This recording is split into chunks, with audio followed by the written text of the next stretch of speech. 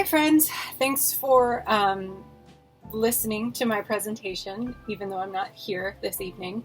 I really appreciate it. As you all know, my grandmother's been very ill this semester, and this past weekend her health has taken a turn for the worse. Her nurses don't expect that she has a lot of time left with us, so I am currently spending time with her and my family this evening.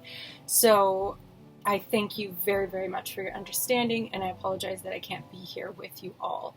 I do want to let you know that I will and am open to answering any questions you have about the research I have up to this date, or any other questions that you have for me about anything. I have created a Google Doc for your questions where I will answer them, and you can always let me know if you want me to answer them publicly or privately. I'm open to doing it either way.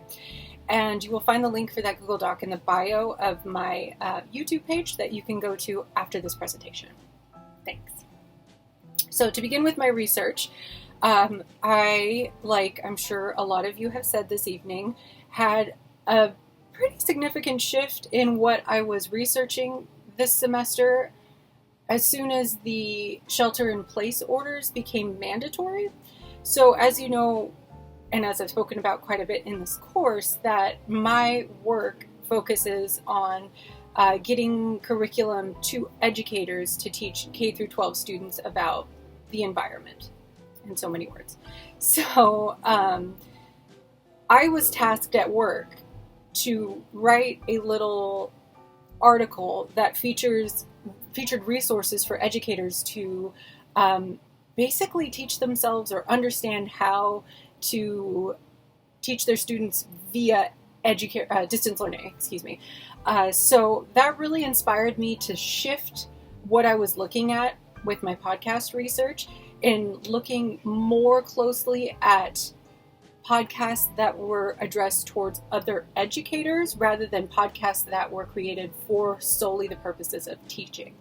And what I mean by that is that there are quite a handful of podcasts out there that are teachers with experience talking to other teachers about problems in the classroom, about building curriculum in certain or pedagogy in certain areas such as like math or history or science, and they just give a lot of research they give a lot of advice according to the research that is being done at the moment, and keeping teachers up to date. Because that seems to be in the Facebook pages that I run and Twitter and Instagram pages that I run for my job, that seems to be the biggest question. For example, we have these new standards and educators need to know how they are going to implement them. So what I wanted to look at, sorry, that was a long way of saying, is that how did these conversations about instructional communication, that include instructional communication in the classroom, how did they change from before the shelter-in-place orders were mandatory, when distance learning could be something that was chosen by the professor as optional only, or from a professor to professor, teacher to teacher basis, versus when, again, we started sheltering in place and it became mandatory for everyone to have to do distance learning. And as we've discussed in the class, that a lot of people haven't done distance learning, but this is assuming that these professors are doing it because they're kind of backed into a corner and don't have another way to teach their courses. In lieu of the theme of this course and the research that I'm personally interested in, I framed my research for this paper through a critical lens. And the history of podcasting really made that a natural choice for me. Just to give you a little bit of a background, podcasting began as a form of audio blogging. It really was a place for people to go on and talk about a variety of topics and really have no institutional oversight about what they could or couldn't say. My favorite example of this was a person who used to be a video jockey on MTV. His name was Adam Curry, and Mr. Curry took his built-in audience and fan base, and he brought them over to audio blogging or podcasting on early iPods, where he felt like he could talk about different types of music, or even his opinions on the music that he was forced to play on MTV that he didn't necessarily agree with, or he did agree with and MTV didn't. all that to say, he used podcasting as a platform for his personal opinion and hot takes, and people came to listen to just that, his personal opinions on things and things that he couldn't say on MTV. So podcasting really started with this foundation of being a place where people could come on and say anything that they want to say without fears of repercussions of being stopped by corporate or institutional oversight. So we read earlier in the semester Lee 2007, and Lee would argue that this is not entirely true.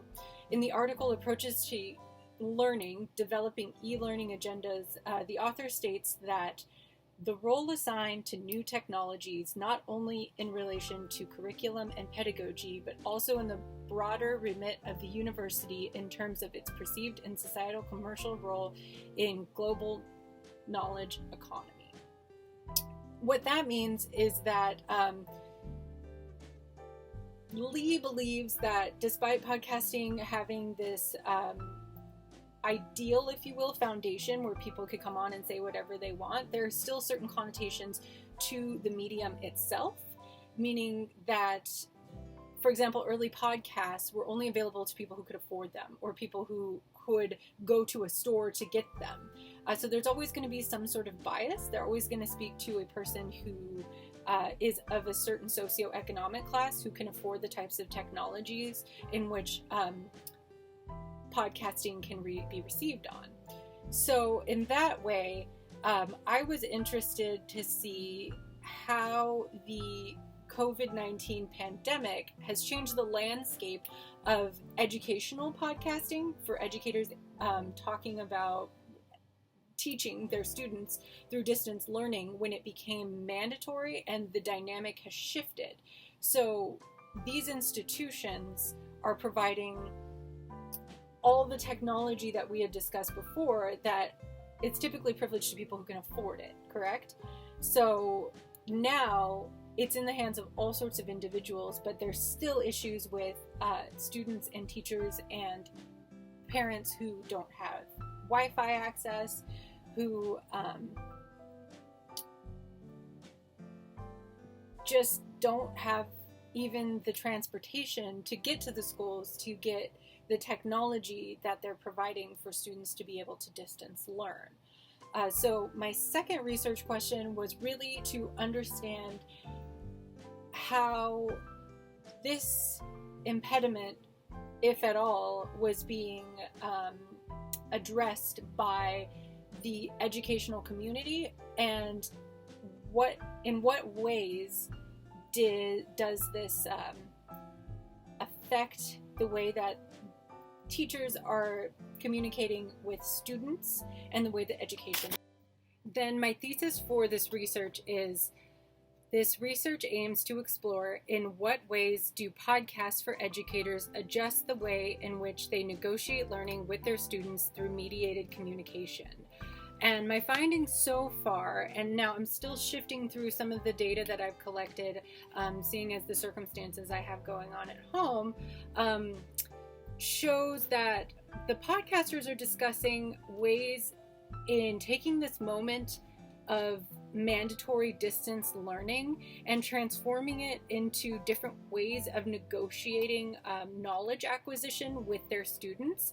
So this includes not only traditional knowledge acquisition that we would negotiate in the classroom, like math or science or English grammar structure. It's learning through finding emotional learning and self-discovery, which supports the research done by Edtringa and Salmon 2008, who coined the term podagogy.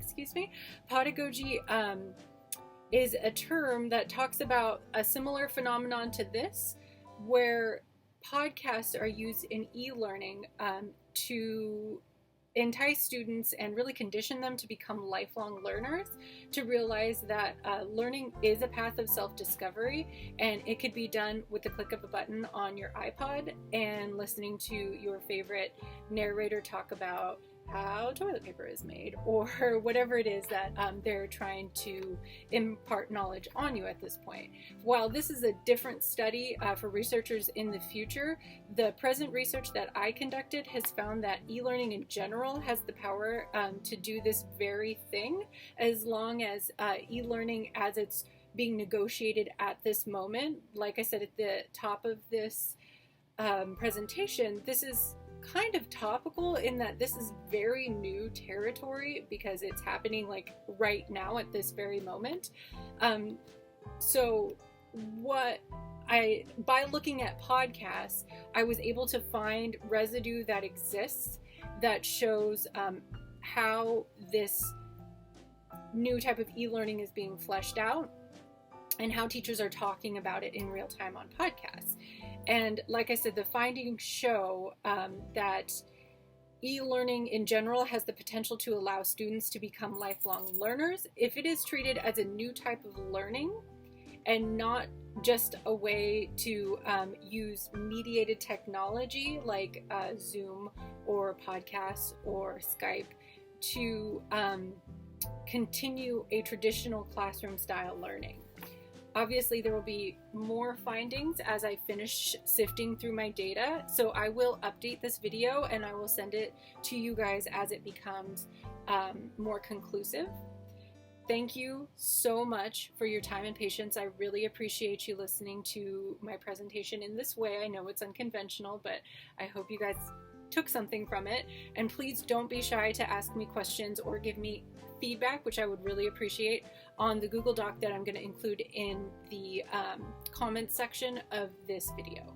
Thanks again. It was a pleasure working with everyone, and I hope to see you all soon for drinks and coffee with Dr. Stoner. We're going to hold him to it. Have a great night. Thanks.